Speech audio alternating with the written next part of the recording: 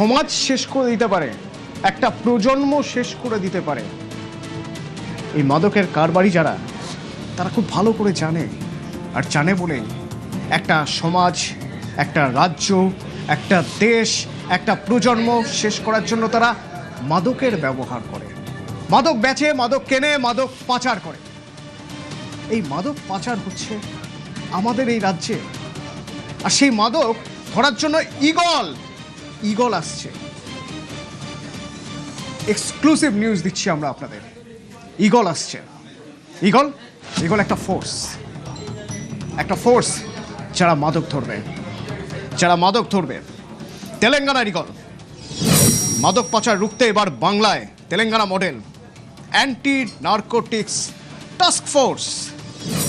মাদকের টাকায় সন্ত্রাসে মদত দেওয়া হচ্ছে। মাদক জাল কতটা ছড়ালো, কিভাবে ছড়ালো, নজর রাখবে ঈগল, কিভাবে কাজ করবে। আমার সঙ্গে সরাসরি সোমরাজ আছে।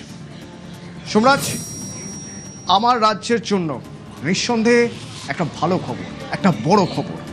আমাদের রাজ্যে বিভিন্ন জায়গা থেকে আমরা দেখছি মাদকের জাল ছড়ানো হচ্ছে, সন্ত্রাস বাড়ানো হচ্ছে, মাদকের টাকা সন্ত্রাসের কাজে ব্যবহার হচ্ছে। এবার সেই সন্ত্রাসের জাল ছেঁড়া হবে, মাদকের জাল ছেঁড়া হবে ঈগল দিয়ে। এবং সেটা আমরা জানতে পারলাম কখন, যখন দেশের স্বরাষ্ট্রমন্ত্রী আমাদের রাজ্যে শাহী সফর থেকে কিভাবে জানা গেল এই খবর।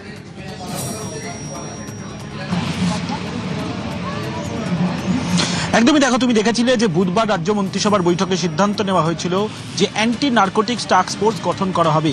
কিন্তু এই যে অ্যান্টি নার্কোটিক্স টাস্ক ফোর্স গঠন করা হবে, তার কাজ কি হবে, কি মডিউলে কাজ করবে, কেন আমাদের রাজ্যে অ্যান্টি নার্কোটিক্স টাস্ক ফোর্স গঠনের প্রয়োজনীয়তা তৈরি হলো, আর এর কারণ খুঁজতে গিয়ে একের পর এক তথ্য উঠে আসছে, যে তথ্য আমাদের হাতেও এসে পৌঁছেছে।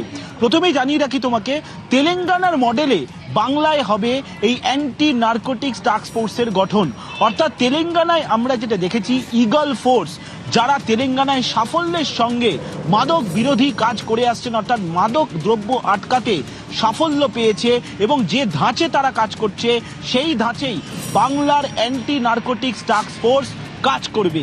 এই যে অ্যান্টি নার্কোটিক্স টাস্ক ফোর্স, এর জন্য ইতিমধ্যেই 70 জনেরও বেশি নিয়োগের অনুমোদন রাজ্য মন্ত্রিসভা দিয়েছে। কিন্তু তারা যে কাজ করবে, তাদের তো এ রাজ্যে মাদক দ্রব্য আটকানো বা এই মাদক চক্র আটকানোর অভিজ্ঞতা সে অর্থে নেই। এতদিন ধরে এই কাজ রাজ্যে এসটিএফ করত, কিন্তু এবার এসটিএফ এর বদলে করবে এই অ্যান্টি নার্কোটিক্স টাস্ক ফোর্স। আর সেই জন্যই তেলেঙ্গানায় যে মডেলে ঈগল ফোর্স কাজ করে এসছে, সেই মডেলে বাংলায় এবার কাজ হবে এই অ্যান্টি নার্কোটিক্স টাস্ক ফোর্সের। যেটা সূত্র মারফত জানা যাচ্ছে, বাংলায় 3টি রুটে এই মাদক দ্রব্য ঢুকছে। তুমি দেখেছো সম্প্রতি এসটিএফ বিশাল সাফল্য পেয়েছে এই মাদক দ্রব্য আটকাতে। বিশেষ করে পুরুলিয়ার উদাহরণ উঠেই আসছে, তার কারণ সম্প্রতি পুরুলিয়ায় বিশাল পরিমাণে মাদক দ্রব্য আটকাতে পেরেছে এসটিএফ। কিন্তু যেভাবে রাজ্যে গত কয়েক বছর ধরে মাদক দ্রব্য ঢুকছে, এর মাধ্যমে টেরার লিঙ্ক তৈরি হচ্ছে। কেন্দ্রীয় গোয়েন্দারা তেমনটাই রিপোর্ট পায়। তারপর তৎকালীন, অর্থাৎ এর আগে তৃণমূল কংগ্রেস সরকারকেও তারা জানায় যে এই অ্যান্টি নার্কোটিক্স টাস্ক ফোর্স গঠনের জন্য, কারণ মাদকের মাধ্যমে যেভাবে টেরার লিঙ্ক তৈরি করা হচ্ছে, অর্থাৎ টেরার ফান্ড তৈরি করা হচ্ছিল, সন্ত্রাসবাদীদের জন্য ফান্ড, টাকা তৈরি করা হচ্ছিল, অর্থাৎ অর্থের একটা উৎসই ছিল এই মাদক পাচার।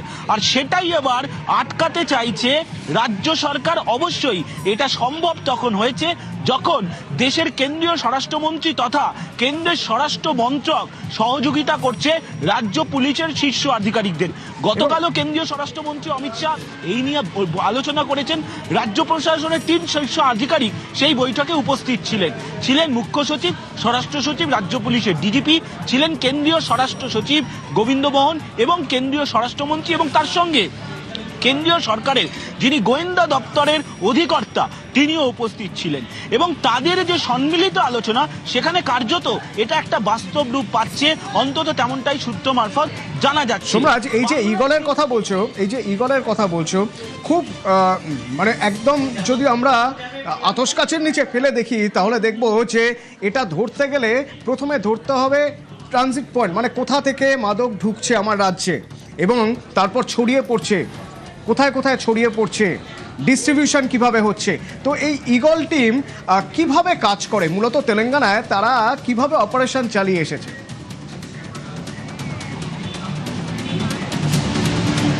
দেখো, যেটা প্রশাসনিক আধিকারিকরা জানাচ্ছেন যে তেলেঙ্গানায় এই ঈগল ফোর্স সাফল্য পেয়েছে মাদক দ্রব্যের টেরর লিঙ্ক আটকাতে, এবং এই যে মাদকের যে একটা চক্র রয়েছে সেই চক্রের পর্দা ফাঁস করতে পেরেছে। এবং সেটা কি পদ্ধতিতে তারা কাজ করেছে সেটা অবশ্য বরাবরই তুমি জানো যে পুলিশের বেশ কিছু কাজ গোপনীয় থাকে, কিন্তু এই যে তারা কিভাবে সাফল্য পেয়েছে সেই সাফল্যের লিঙ্কটাকেই ধরতে চাইছে এ রাজ্যের অ্যান্টি নার্কোটিক্স টাস্ক ফোর্স। সেই কারণেই ঈগল ফোর্স যেভাবে কাজ করে, যে ধাঁচে কাজ করে, সেই ধাঁচে এ রাজ্যে বা বাংলায় অ্যান্টি নার্কোটিক্স টাস্ক ফোর্স কাজ করবে। এবার যেটা তোমাকে অবশ্যই জানাতে চাইবো, যেটা যথেষ্টই গুরুত্বপূর্ণ প্রেক্ষাপটে দাঁড়িয়ে, এই যে বাংলার তোমাকে যেটা বলছিলাম তিনটে রুট, এই তিনটে রুট যেটা আমাদের হাতে এসে পৌঁছেছে, প্রথমত রুট দেখা যাচ্ছে বাংলাদেশ ও নেপাল সীমান্ত দিয়ে প্রচুর পরিমাণে মাদক এ রাজ্যে ঢুকছে। এটা হচ্ছে একটা রুট।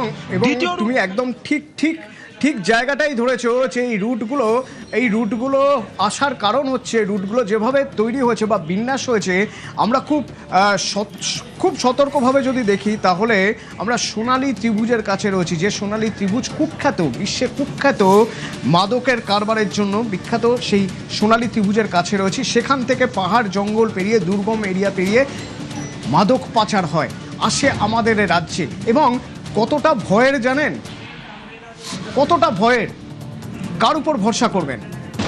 স্কুলে যায় বাচ্চারা, বলা হয় একটা সময় আমরা দেখতাম ড্রাগ পেডলাররা তারা স্কুলে বাচ্চাদের মধ্যে মাদকের নেশা ধরিয়ে দিচ্ছে। আচ্ছা, তারা তো ড্রাগ পেডলার, তারা মাদকের কারবার করে, ঘোষিত, তাদের ধরা যায়, তারা চিহ্নিত দাগি অপরাধী, তাদের জেলে পাঠানো যায়। যদি কোনো টিচার মাদক কারবারি হয়ে যান, তাহলে দিনের বেলা ভূগোলের শিক্ষক, ভূগোল পড়ান স্কুলে, রাতে মাদকের কারবার, ভাবা যায়? নাগরা কাটা ভূগোলের শিক্ষক এক স্কুলে, ভূগোলের টিচার। এবার টিচার যদি মাদকের কারবার হন, তাহলে কতটা ভয়ঙ্কর হতে পারে ব্যাপারটা ভাবুন তো। কেন আমাদের এখানে অ্যান্টি নার্কোটিক স্কোয়াড দরকার? এবার ভাবুন কোন ভয়ঙ্কর জায়গায় আমরা দাঁড়িয়ে আছি। একজন টিচারের উপরে কি করে ভরসা করবেন আপনি? স্কুলে পাঠাবেন বাচ্চাকে কিভাবে? টিচার ড্রাগের ব্যবসা করছে। আচ্ছা, এই ড্রাগ আসছে কোথা থেকে? মাদক আসছে কোথা থেকে? দেখা যাক, আমরা রুটটা বোঝার চেষ্টা করব। আমাদের এই রাজ্যে মাদক কোথা থেকে আসছে? আমাদের রাজ্যে আকাশ পথে মাদক ঢোকে, আমাদের রাজ্যে সড়ক পথে মাদক ঢোকে, রেল পথে মাদক ঢোকে, আবার জলপথেও ঢোকানোর ব্যবস্থা হয়। এক এক করে দেখাই আকাশ পথে মাদক কিভাবে আসে। সাধারণত দক্ষিণ পূর্ব এশিয়ায় যেখানে মাদকের কারবার হয়, সেই সব জায়গা থেকে সরাসরি ফ্লাইটে সিঙ্গাপুর থেকে, থাইল্যান্ড থেকে, ভিয়েতনাম থেকে কলকাতা বিমানবন্দর, সেখান থেকে ছড়িয়ে যায় রাজ্যে। আচ্ছা, বলছিলাম না যে উত্তর পূর্ব সবচেয়ে ভয়ঙ্কর জায়গা? কিভাবে? দেখুন, সড়ক পথে মায়ানমার, যে সোনালী ত্রিভুজের কথা আমরা বলছি, সেই সোনালী ত্রিভুজের মধ্যে মায়ানমারও পড়ছে। মায়ানমার থেকে মিজোরাম হয়ে, ত্রিপুরা হয়ে আমার রাজ্যে পশ্চিমবঙ্গে ঢুকছে। আরো রুট আছে, দেখুন, বাংলাদেশ থেকে সরাসরি, বাংলাদেশ থেকে আমাদের উত্তর দিনাজপুর, দক্ষিণ দিনাজপুরের বেশ কিছুটা অংশ, বিরাট জায়গা, মালদার, এই বর্ডারগুলো যেখানে ফেন্সিং নেই মূলত, সেখান থেকে মাদক বেশি করে ঢোকানো হচ্ছে আমাদের রাজ্যে, আমাদের দেশে। এছাড়াও আমরা এবারে পশ্চিম দিকটা দেখি। ঝাড়খণ্ড থেকে একেবারে জাতীয় সড়ক ধরে, ঝাড়খণ্ড থেকে পুরুলিয়া হয়ে কোথায় যাচ্ছে খড়গপুরে চলে যাচ্ছে। খড়গপুর একটা হাব। খড়গপুরের বিভিন্ন জায়গায় এই ঝাড়খণ্ড থেকে, বিহার থেকে মাদক ঢুকছে। ঢোকার পর কি হচ্ছে? খড়গপুরে যখন ঢুকছে, খড়গপুরে ঢোকার পর কি হচ্ছে? ওড়িশা থেকেও ঢুকছে। ঢোকার পর দুটো রুট আছে। প্রথমত এই খড়গপুরে ঢোকার পর খড়গপুর থেকে কোথায় যাচ্ছে না, খড়গপুর থেকে সরাসরি কোলাঘাট হয়ে সাঁতরাগাছি হয়ে কলকাতা, দক্ষিণ 24 পরগনা, উত্তর 24 পরগনা ছড়িয়ে যায়। আরও একটা রুট আছে জলপথে, খড়গপুর থেকে জলপথে আস্তে আস্তে দক্ষিণ 24 পরগনা সুন্দরবনের বিস্তীর্ণ এলাকায় চলে যায়। এর বাইরে আরও একটা ভয়ঙ্কর রুট আছে, যে রুটের কথা ম্যাপে দেখানো যাবে না। তার কারণ সেই রুট হলো ভার্চুয়াল রুট। সেই রুট যেখানে ক্রিপ্টোকারেন্সিতে লেনদেন হয়, যেখানে ডার্ক ওয়েবের মাধ্যমে কেনা বেচা হয়। আপনার বাড়িতে একটা পার্সেল চলে যাবে, কুরিয়ার পার্সেল দিয়ে আসবে আপনার বাড়িতে, মাদক পৌঁছে যাবে আপনার ঘরে, কোনো ম্যাপে কোথাও কোনো হদিশ নেই। কিন্তু এখানেই শেষ নয়। যদি মাদক কারবারিরা মারাত্মকভাবে ঝাঁপিয়ে পড়ে আমাদের দেশের সর্বনাশ করতে, তো আমাদের দেশের গোয়েন্দারাও তো চুপ করে বসে নেই। আর সেই জন্যই এক এক করে রুটের পাতাগুলো কাটা হচ্ছে। কিভাবে? আউটপুট এডিটর অনির্বাণ আমার সঙ্গে আছে। অনির্বাণ, একের পর এক আমি যদি দেখাই, সবচেয়ে গুরুত্বপূর্ণ রুটের কথা আমরা বলছিলাম মায়ানমার। আমরা একবার দেখি মায়ানমার থেকে যে রুটটা আসছে, যে রুটটা মায়ানমার থেকে এসে মিজোরাম হয়ে ত্রিপুরা, এই রুটে কি এখন আর যাওয়া আসা করা যায়? এই রুটে মাদক পাচার সম্ভব? Atanu, thanks to Ajit Doval and his company, মায়ানমারের এই যে রুটটা যেখান দিয়ে সব থেকে বেশি মাদক একসময় আমাদের দেশে ঢুকতো, মিজোরাম হয়ে, নাগাল্যান্ড হয়ে, মেঘালয় হয়ে এবং তারপরে সেখান থেকে ত্রিপুরা হয়ে, সেই রুটটা পুরোপুরি বন্ধ হয়ে গিয়েছে। কেন বন্ধ হয়েছে? আমরা জানি মায়ানমারের দীর্ঘদিন ধরে গৃহযুদ্ধ চলছে। ওখানে যে জুন্টা সরকার, তাদের সঙ্গে বিভিন্ন বিদ্রোহী গোষ্ঠীগুলোর সঙ্গে। এখন শোনা যায়, তার কিছু প্রুফ অতীতে রয়েছে, এই বিদ্রোহী গোষ্ঠীগুলোকে একসময়, মানে যারা এখন জুন্টার বিরুদ্ধে লড়ছে, একসময় এদের হাতে অস্ত্র তুলে দিয়েছে চীনই। এই প্রত্যেকটা বিদ্রোহী গোষ্ঠীর সঙ্গে হয় সোশ্যালিস্ট, নয় লিবারেশন, নয় কমিউনিস্ট, নানান রকম নামের মোড়ক আছে। ফলে চীন নাকি একসময় এদের হাতে অস্ত্র তুলে দিত। কিন্তু যে কোনো কারণেই হোক, মায়ানমারের ভিতরে জাতিসত্তার আন্দোলন এবং পরিচয় এত বেশি তীব্র, তুমি পূর্ব দিক আর পশ্চিম দিকে যদি, মানে মায়ানমারের পূর্ব দিক থেকে পশ্চিম দিকে যদি আসো অথবা উত্তর থেকে যদি দক্ষিণে চলে যাও, তাহলে তুমি কিছুতেই দুটো জাতিসত্তার যে চাহিদা, সেটা তুমি কিছুতেই মেটাতে পারবে না। মানে দুটো জাতিসত্তার দাবি তুমি কিছুতেই এক জায়গায় আনতে পারবে না। ফলে চীন হয়তো অনেক হাত পুড়িয়ে শেষ পর্যন্ত এখান থেকে সরে এসে তারা কি করেছে, তারা এখন জুন্টা সরকারকে একেবারে নিঃশর্ত সমর্থন দেয়। এই যে বিদ্রোহী গোষ্ঠীগুলো, যারা একসময় চীনের ইশারায় বা নির্দেশে চলতো, তারা চীনের মদতেই এখানে মাদক চাষ করত, অথবা থাইল্যান্ড থেকে আসা মাদক এই রুট দিয়ে ভারতে ঢোকাতো। এটা ছিল ত্রিভুজের কথা, যেখান থেকে মাদক ঢোকার কথা বলছিলে। এবং এটা এই মাদকের কারবার করে এরা কি করতো, এই মাদকের কারবারে যে অর্থ এরা পেতো, তা দিয়ে এরা নতুন করে অস্ত্রশস্ত্র কিনতো, দেশের বিরুদ্ধে আবার যুদ্ধ করতে পারতো বা আরো বড় করে যুদ্ধটাকে সাজাতে পারতো। এই রুটটা কিভাবে বন্ধ হলো? জুন্টা সরকারের সঙ্গে চীনের সরকারের একদম সরাসরি সম্পর্ক তৈরি হয়ে যাওয়ার পর, চীনের কমিউনিস্ট সরকারের এই বিদ্রোহী গোষ্ঠীগুলো একটু একটু করে চীনের উপরে ক্ষুব্ধ হতে থাকে। এই বিদ্রোহী গোষ্ঠীগুলোকে শোনা যায়, এর কোনো সরাসরি প্রমাণ দেওয়া সম্ভব নয়, কিন্তু এই বিদ্রোহী গোষ্ঠীগুলোকে ভারত বিরোধিতার পথ থেকে সরিয়ে আনতে অনেকটাই সক্ষম হয়েছেন আমাদের কূটনৈতিকরা, আমাদের গোয়েন্দারা। তাদেরকে বোঝানো গিয়েছে যে ভারতের ভিতরে মাদক ঢুকিয়ে অস্ত্রশস্ত্রের কারবার, অস্ত্রের জন্য অর্থ নেওয়ার জন্য তাদের সত্যিকারই দীর্ঘকালীন কোনো স্বার্থ নেই। অতএব সেই জায়গা থেকে অতনু এই রুটটা বন্ধ। এই রুটটা যখন বন্ধ হয়ে গিয়েছে, তখন নতুন একটা রুট খুলেছে অতনু। সেই রুটটা কোনটা?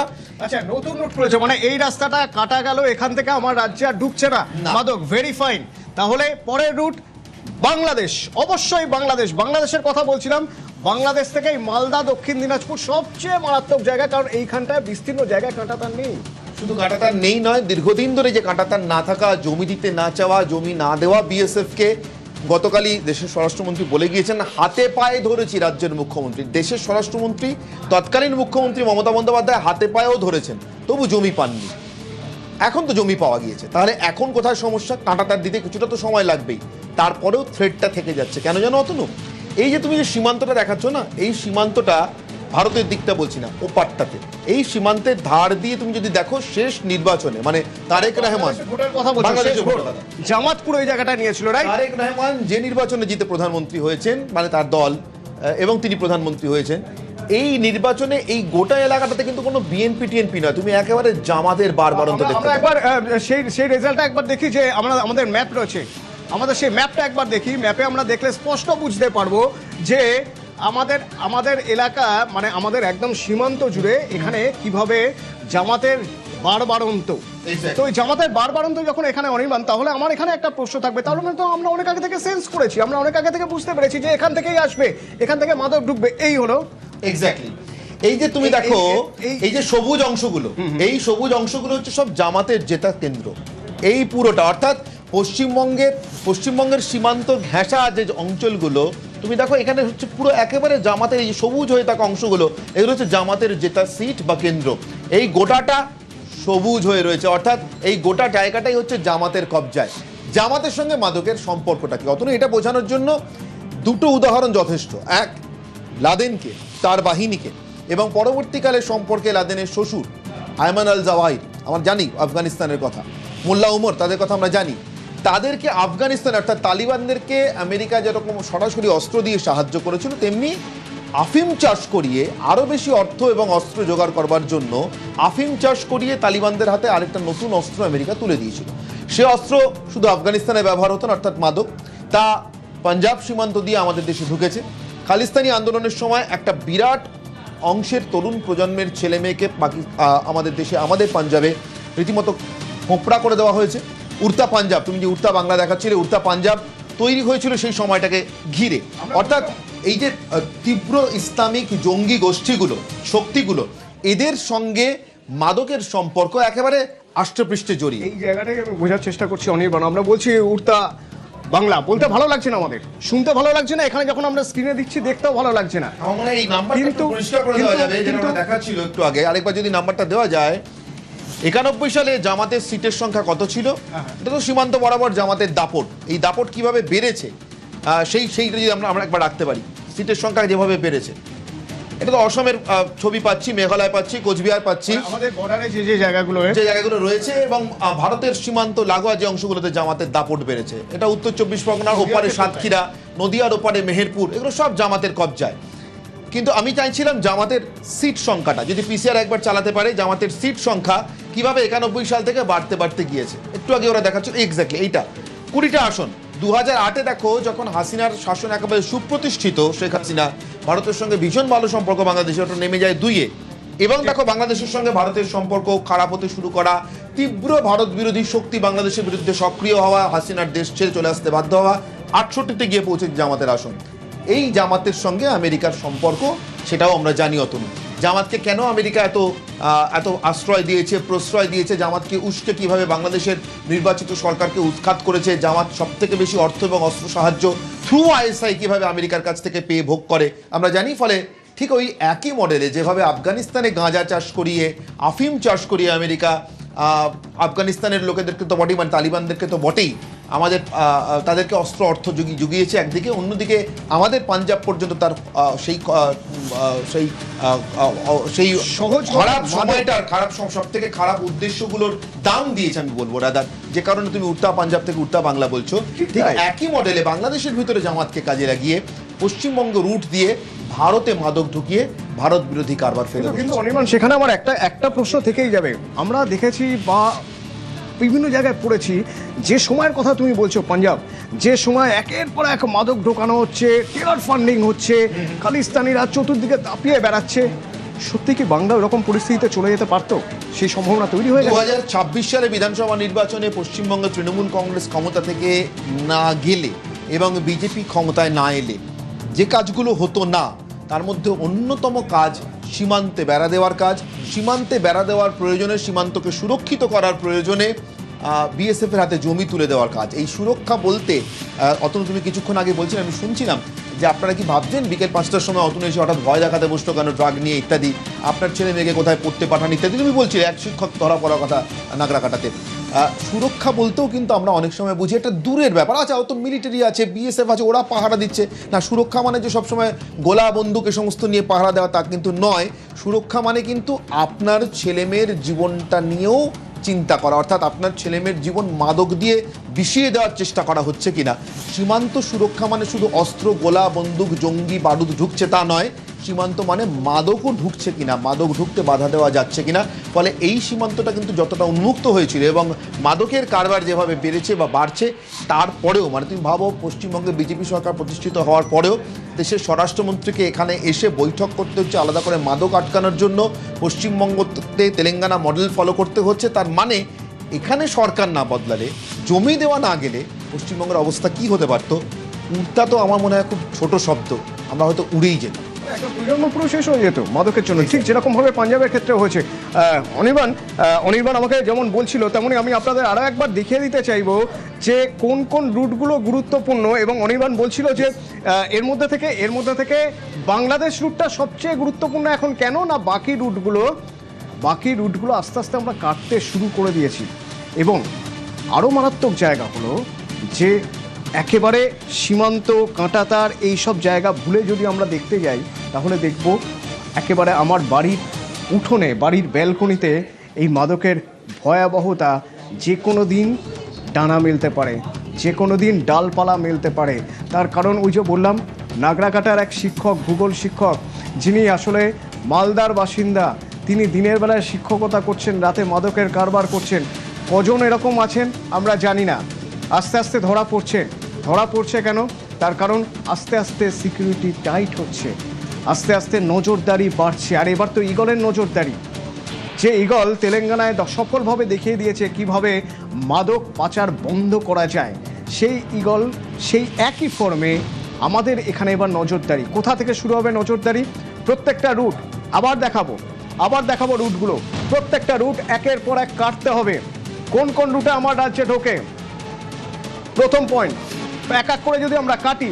প্রথম রুট, কড়া সিকিউরিটির ব্যবস্থা করতে হবে। কোথায় কড়া সিকিউরিটির ব্যবস্থা করতে হবে? এয়ারপোর্টে, এই কলকাতা এয়ারপোর্টে। কেন কলকাতা এয়ারপোর্টে? তার কারণ কলকাতা এয়ারপোর্টে ভিয়েতনাম থেকে, থাইল্যান্ড থেকে, সিঙ্গাপুর থেকে এইখানে চলে আসছে মাদক, এখান থেকে ছড়িয়ে পড়ছে বিভিন্ন দিকে, উত্তর 24 পরগনা, দক্ষিণ 24 পরগনা, এবং উত্তরের দিকে চলে যাচ্ছে বাংলাদেশে। গেল, এবার দেখা যাক এই রুট, সবচেয়ে গুরুত্বপূর্ণ রুট। কিছুক্ষণ আগে অনির্বাণ আপনাদের বলছিল মায়ানমারের উপর থেকে চীনের কর্তৃত্ব সরে যাচ্ছে, ফলত এখান থেকে আস্তে আস্তে মিজোরাম হয়ে, ত্রিপুরা হয়ে পশ্চিমবঙ্গে যে মাদক ঢোকা বন্ধ হচ্ছে, এখানেই বন্ধ হচ্ছে। তাহলে পরের রুট কোনটা? পরের রুট হলো এই রুট, যে রুটটা সবচেয়ে গুরুত্বপূর্ণ রুট। কেন বলছি এই রুট গুরুত্বপূর্ণ রুট? তার কারণ এই রুটেই এবার মাদক ঢুকছে। কিভাবে ঢুকছে মাদক? না, এই রুটে বেশ কিছু জায়গা রয়েছে যে জায়গাগুলোয় ফেন্সিং নেই। এই বর্ডার, বাংলাদেশের বর্ডারে বেশিরভাগ জায়গায় জামাতের বাড়বাড়ন্ত। তাহলে জামাত চায় অশান্তি সৃষ্টি করতে। জামাতের ফান্ডিং কোথা থেকে হচ্ছে?